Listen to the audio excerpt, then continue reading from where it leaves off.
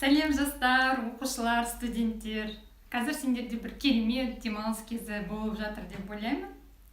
Ал қыркүйек айында оқулардың бар екенін естідіңдер ме? Мен сендерге лекцияларды, жаңа ұғымдарды оңай жаттатқызуға, ал емтихандарды жеңіл тапсыруға көмектесетін бір керемет оқу техникасымен таныстырғым келіп тұр. Өзім шетелде оқып жүрген кезде мен сабақтарым өте қиын болды. Бір жылдың ішінде біз 10 дисциплинаны оқыдық. Және магистрлік диссертациямды жазуым керек болды.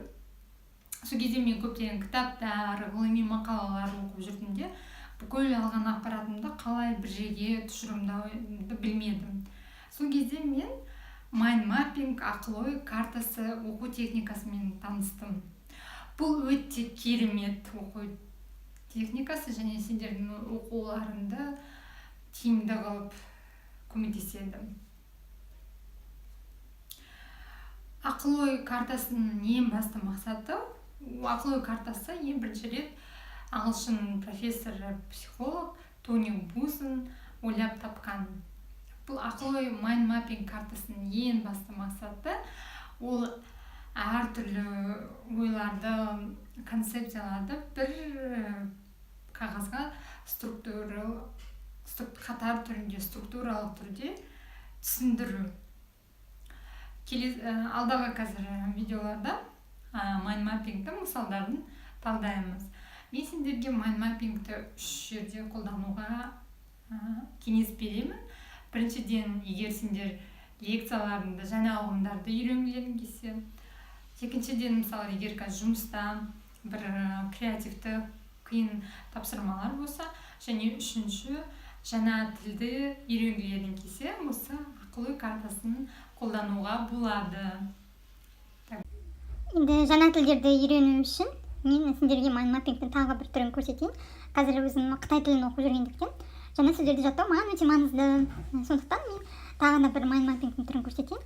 Бұл жерде міне адам деген ең басты сөз, оның қытайша аудармасы тұр, және адамға қатысты ол мамандықтар, отбасы, есімдік және адам денесіне қатысты жаңа сөздерді жаттаймын. Бұл жерде міне адам деген сөзді ерекшелеп белгілеп қойдым да, шетінде әртүрлі түстермен ең басты 4 терминдерді қойдым. Мамандыққа келетін болсам, бұлардың аудармасы тұр, олардың қытайша иероглифтармен қалай оқылатыны жазылған. Кейін есімдіктерге барсам, адамның денесі солай жазылған, және отбасыға келген кезде иерархия түрінде ата, апа, әке, ана, ұл бала, қыз бала, аға, іні, апай, қарындас. Өзі тағы да орын қалдырылған. Егер тағы да жаңа сөзді үйренсем, осының астына жазып қоямын. Мамандыққа қатысты сонда егер жаңа сөзді үйренсем, астына жазып қоямын. Адам денесіне байланысты да егер жаңа сөз үйренгенде осы жерге қосып отырамын. Кейін бір экзамендерге дайындалған кезде егер есіме түсу керек болса, осы mind mapping картасын қолданамын.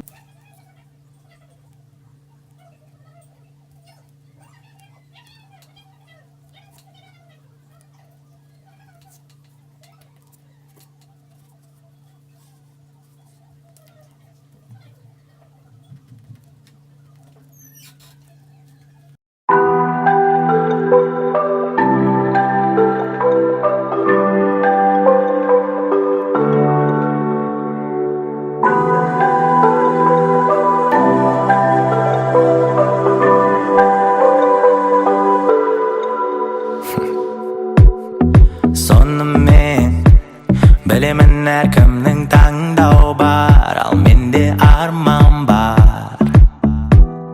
Солай де, білемін сенің де таңдауың бар, сенде арман